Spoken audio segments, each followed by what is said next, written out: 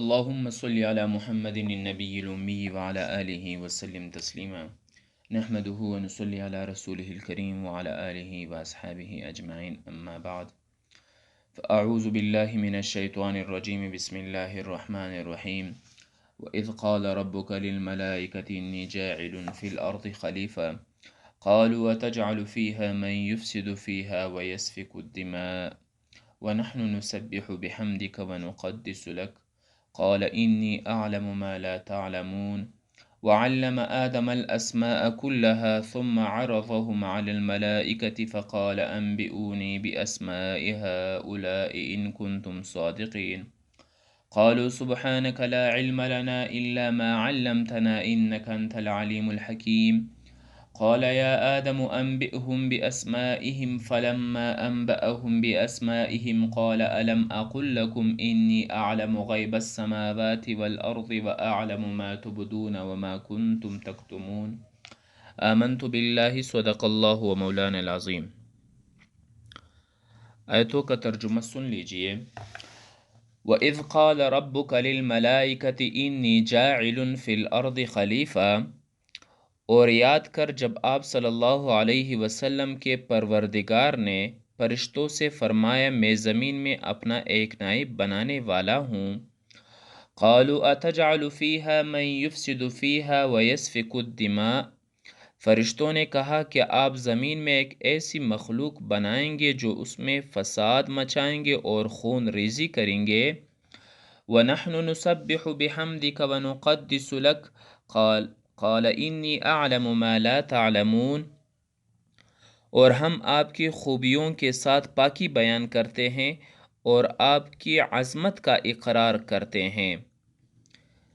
قال انی اعلم ما لا تعلمون، تو اللہ تبارک و تعالیٰ نے فرمایا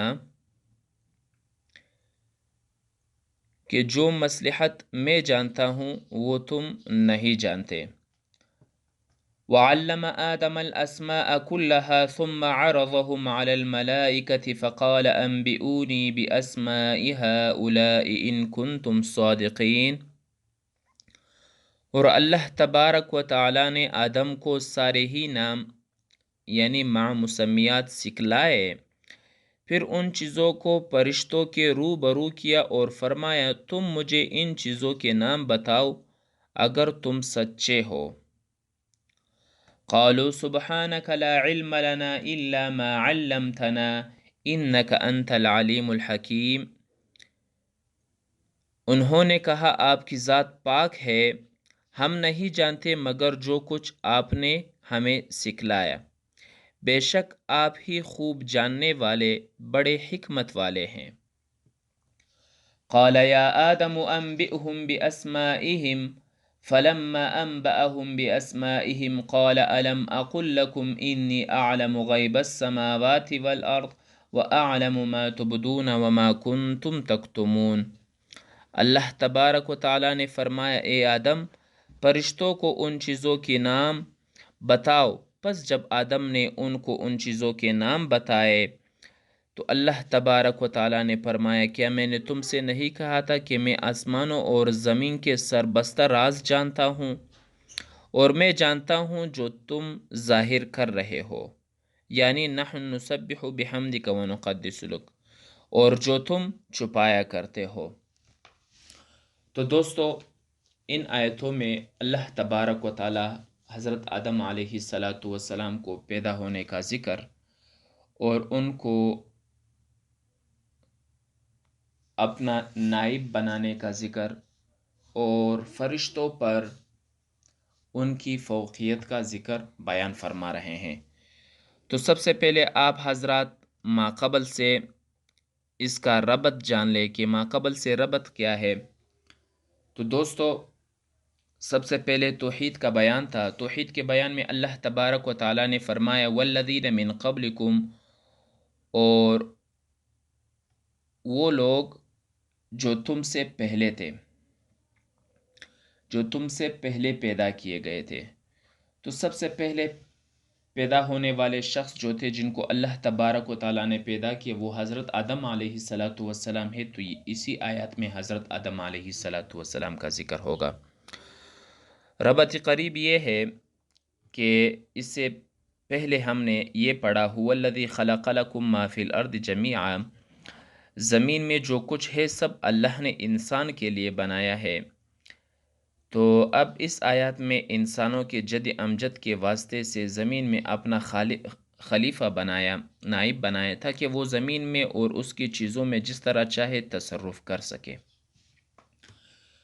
تو دوستو،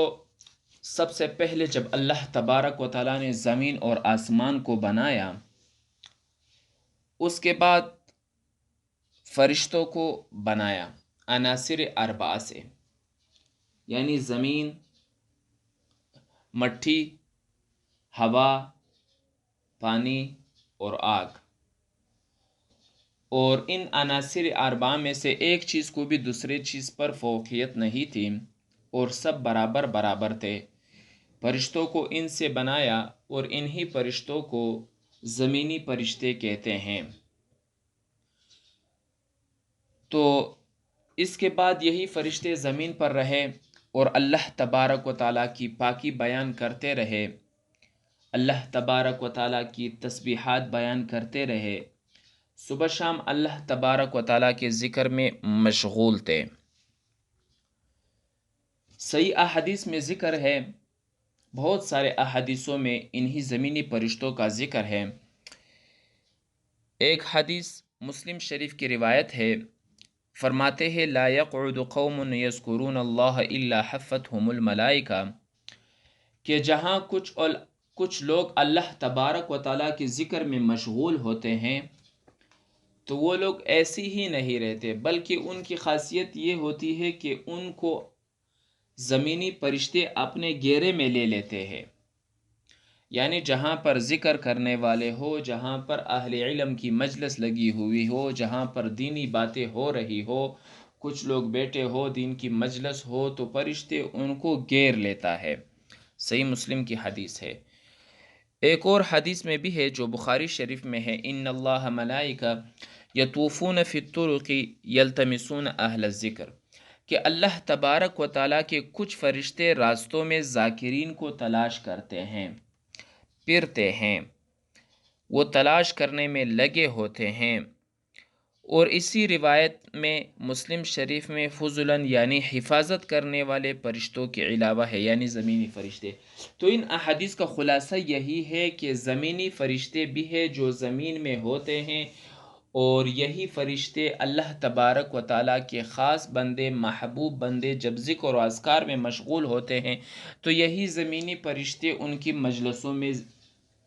حاضر ہوتے ہیں، ان کی مجلسوں میں شرکت کرتے ہیں اور اسی شرکت کو اپنے لیے سعادت سمجھتے ہیں۔ اس کے بعد پھر اللہ تبارک و تعالیٰ نے جنات کو بنا دیا، جنات کو بھی عناصر اربعہ سے، اور اس میں آگ میں غلبہ ہو گیا، یعنی آگ کو تھوڑا زیادہ استعمال کیا اس کے بنانے میں، تو ان کے مزاج میں سختی اور گرمی تھی، اور ان کو پیدا کرنے کے بعد انہوں نے زمین میں فساد مچایا اور خون ریزی کر لیا۔ تو فرشتوں نے اللہ تبارک و تعالیٰ کے حکم سے ان کو دھکیل دیا، خالی کر دی زمین ان سے، اور ان کو بیابانوں میں دھکیل دیا، اور اسی طریقے سے زمین کو ان سے صاف کر لی۔ پھر اس کے بعد اللہ تبارک و تعالیٰ نے حضرت آدم علیہ السلام کو بنانے کا تہیہ کر رکھا۔ سب سے پہلے اللہ تبارک و تعالیٰ نے حضرت آدم علیہ السلام کو بنانے کا، پیدا کرنے کا جو تجویز تھا وہ فرشتوں کے سامنے ذکر کی کہ اے فرشتوں، میں زمین میں ایک ایسی مخلوق پیدا کرنے والا ہوں، ایک انسان کو پیدا کرنے والا ہوں، وہ میرا خلیفہ ہوگا، میرا نائب ہوگا۔ تو فرشتوں نے ڈائریکٹ کہا قالوا اتجعل فیہا من یفسد فیہا ویسفک الدماء،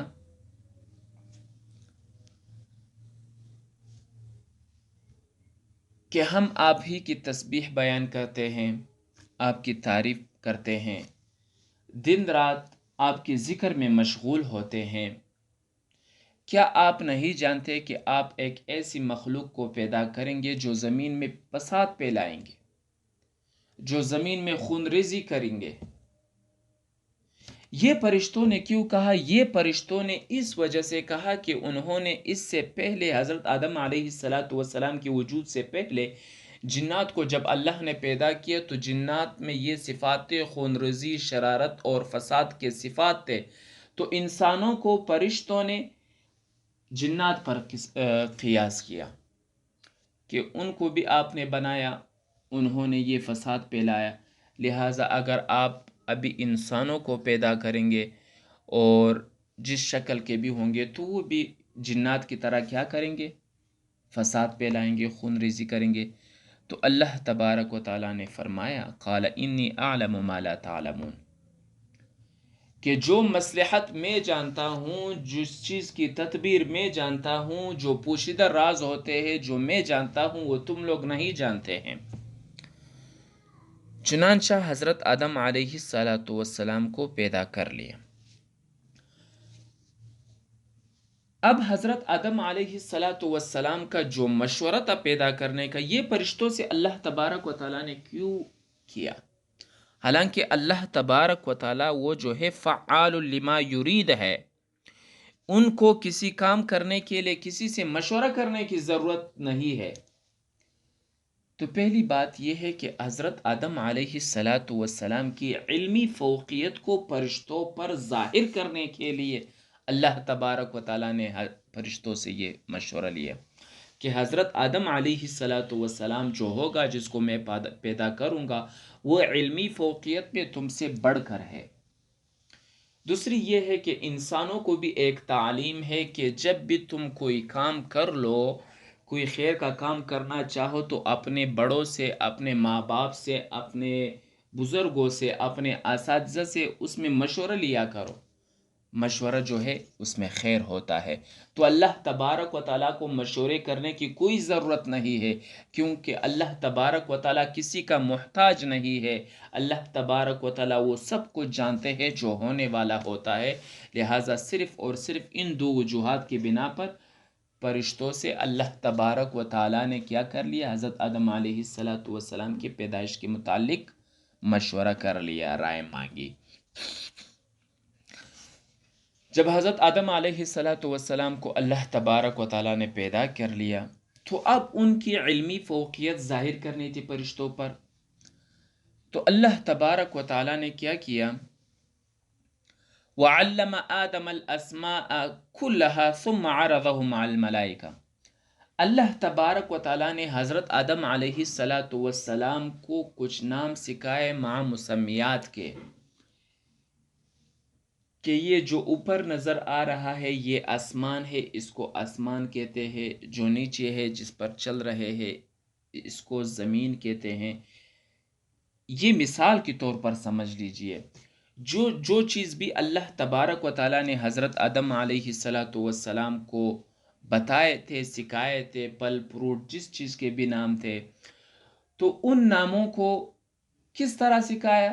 تو فرماتے ہیں کہ وہ حضرت آدم علیہ السلام کی فطرت ہی میں تھے، یعنی اللہ تبارک و تعالیٰ نے اس کی فطرت ہی میں ان چیزوں کے نام رکھے تھے۔ تو اب ان چیزوں کو فرشتوں پر ذکر کیا، فرشتوں پر پیش کیا کہ بتاؤ اس چیز کو کیا کہتے ہیں، یہ کیا چیز ہے۔ فرشتوں نے لا علمی کا ذکر کیا، اظہار کیا کہ ہم نہیں جانتے ہیں۔ پھر اس کے بعد اللہ تبارک و تعالیٰ نے حضرت آدم علیہ السلام سے کہا کہ بتاؤ ان چیزوں کے نام۔ حضرت آدم علیہ السلام نے اللہ تبارک و تعالیٰ کے حکم سے وہ تمام نامے مع مسمیات کے فر بتا دیے۔ تو اب فرشتے عاجز آ گئے، فرشتوں نے کہا کہ بے شک جو مصلحتیں آپ جانتے ہیں، جو راز آپ جانتے ہیں، یہ تمام چیزیں آپ ہی کے حکم سے ہوا کرتے ہیں، لہٰذا ہم آپ ہی کی تسبیح میں لگے رہیں گے، اور زمین میں جس کو پیدا کرنا ہے وہ پیدا ہوں گے آپ کے حکم سے، اور وہ آپ کا خلیفہ بھی ہوگا۔ تو اللہ تبارک و تعالیٰ کو یہی ارشاد فرشتوں نے دیا کہ بِأَسْمَاءِ هَؤُلَاءِ،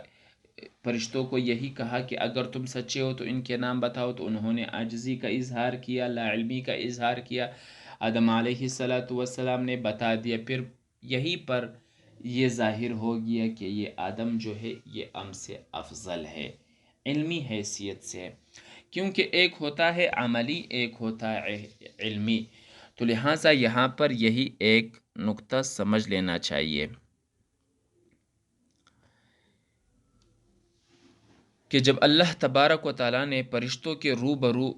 پیش کیا اور فرمایا کہ ان چیزوں کے نام اور کام بتاؤ، وہ عاجز رہ گئے، تب آدم علیہ الصلاۃ والسلام کو حکم ہوا کہ تم فرشتوں کو بتاؤ۔ آدم علیہ السلام نے فر بتا دیا۔ تب اللہ پاک نے فرمایا یہ وہ مصلحت ہے جو میں جانتا ہوں اور تم نہیں جانتے، یعنی نئی مخلوق زمینی چیزوں کو سمجھے گی اور ان کو برتے گی، اور تمہارے دلوں میں ہے کہ ہم عبادت میں بڑے ہوئے ہیں، یہ بات صحیح ہے۔ اب میں نے کہا تھا نا کہ یہاں پر ایک علمی مرتبہ ہوتا ہے، ایک عملی مرتبہ ہوتا ہے، تو دوستو سمجھ لینا چاہیے یہ بات صحیح ہے، مگر کمال علمی کا مرتبہ جو ہے وہ کمال عملی سے بڑا ہوا ہے۔ بدون کمال علمی کے خلافت کا کام اور دنیا پر حکومت کیوں کر ممکن ہے، یعنی ممکن نہیں ہے۔ تو لہٰذا اب فرشتے خوب سمجھ گئے کہ بدون اس علم عام کے کوئی زمین میں کار خلافت نہیں کر سکتا۔ اسی طرح انسان کی علمی برتری فرشتوں پر کیا ہو گئی؟ ظاہر ہو گئی۔ اب یہاں پر یہ سمجھ لیجئے کہ خلیفہ نائب کون ہوتا ہے، جس کو اللہ تبارک و تعالی حضرت آدم علیہ السلام کو اللہ تبارک و تعالی نے اپنا نائب، اپنا خلیفہ بنایا۔ تو یہ نائب اور خلیفہ ہوتا کیا ہے؟ تو دوستو، جس کو مالک اپنا قائم مقام بنائے وہ خلیفہ اور نائب کہلاتا ہے۔ جس کو مالک اپنا نائب اور قائم مقام بنائے اس کو خلیفہ کہتے ہیں۔ مالک اس کو ایک دستور دیتا ہے، ایک قانون دیتا ہے، کچھ ضوابط دیتے ہیں کہ اس کے ضوابط یہ کام تم نے کرنا ہے جو کام میں نے تمہارے سپرد کر لیا ہے۔ جیسے آج کل ہم دیکھتے ہیں معاشرے میں ہماری بھی ضرورتیں ہوتی ہے، جیسے ایک شخص کارخانہ بناتا ہے تو اس کارخانے میں ایک مالک ہوتا ہے، پھر مالک اپنے لیے منیجر رکھتا ہے، منیجر کو کچھ قوانین اور دستور اور تجاویز دیتے ہیں کہ ان کے ماتحت آپ نے یہ کارخانہ چلانا ہے۔ تو پھر اسی کارخانے کو منیجر چلانے والا ہوتا ہے، اور جو احکام، جو ضوابط، جو قانون ہوا کرتے ہیں وہ دراصل منیجر کے نہیں بلکہ کمپنی کے، کارخانے کے مالک کے ہوا کرتے ہیں۔ تو اسی طریقے سے یہاں پر بھی حضرت آدم علیہ السلام کو جب خلیفہ بنایا گیا تو ان کو ایک دستور، ایک ضابطہ، ایک قانون یہی دیا کہ ایک کتاب ہے، اس کتاب پر عمل کرنا ہے۔ اس کتاب میں اللہ تبارک و تعالیٰ کا راستہ بتلایا گیا ہے، انبیاء آئیں گے، وہ اللہ تبارک و تعالیٰ کے احکامات آپ حضرات کے پاس لے کے آئیں گے، آپ نے ماننے ہوں گے، اسی میں آپ کی کامیابی ہے، وہی آپ کو جہنم سے نجات کا ذریعہ بنائے گا اور وہی آپ کو جنت کا دخول کا حقدار بنائے گا۔ لیکن اگر تم نے خلیفے کی نافرمانی کی، خلیفہ جو ہوتا ہے وہ جو قانون لے کر آتا ہے اس قانون کے مطابق تم لوگوں نے زندگی نہیں گزارگی تو تم لوگ کیا ہوں گے؟ پھر جہنم سے چھٹکارا نہیں پاؤ گے، پھر جہنم میں داخل ہو کر رہو گے۔ تو اللہ تبارک و تعالیٰ نے جتنے بھی انبیاء بھیجے ہیں ان سب نے اللہ تبارک و تعالیٰ کا دین ہم تک لے کر آیا، ہر چیز کا علم اللہ تبارک و تعالیٰ نے انبیاء کے ذریعے سے ہم تک پہنچایا کہ زندگی میں رہنا ہے تو اس طرح رہنا ہے، اور دن کے جو اذکار ہے، رات کے جو اذکار ہے، دن کے وقت ہمیں کیا کرنا چاہیے، رات کے وقت ہمیں کیا کرنا چاہیے، نمازوں کا ذکر، حج کا ذکر، روزوں کا ذکر، یہ تمام چیزیں قرآن پاک میں ذکر ہے، اور یہ اللہ تبارک و تعالیٰ نے انبیاء کے واسطے سے دنیا میں پہنچائے ہیں کہ ان کو ایک دستور بتایا، اس دستور کے ماتحت یہ لوگ کیا کر لے، اپنی زندگی کو گزارے، تب یہ لوگ کامیاب ہوں گے۔ تو اللہ تبارک و تعالی ہمیں صحیح طرح دین کی سمجھ عطا فرمائے اور حضور کی طریقے پر زندگی گزارنے کی توفیق دے۔ وآخر دعوانا